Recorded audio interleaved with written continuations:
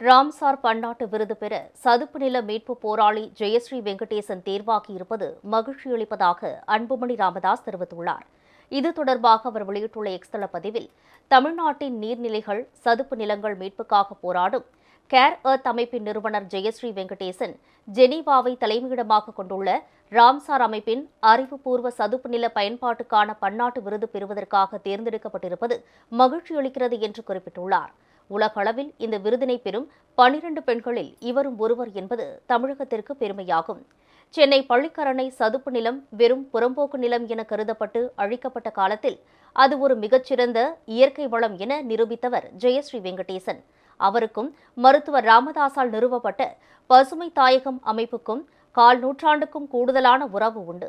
பள்ளிக்கரணை சதுப்பு நிலத்தை பாதுகாக்க கோரி 2003ஆம் ஆண்டில் பசுமை தாயகம் சார்பில் பள்ளிக்கரணையில் இருந்து சோழிங்கநல்லூர் வரை எனது தலைமையில் நடத்தப்பட்ட மிதிவண்டி பேரணியில் அவர் பங்கேற்றார்.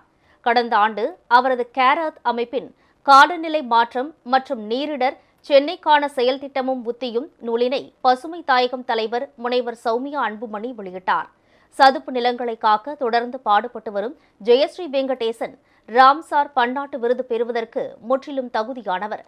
அவருக்கு வாழ்த்துக்களை தெரிவித்துக் கொள்கிறேன் என்று அன்புமணி குறிப்பிட்டுள்ளார்.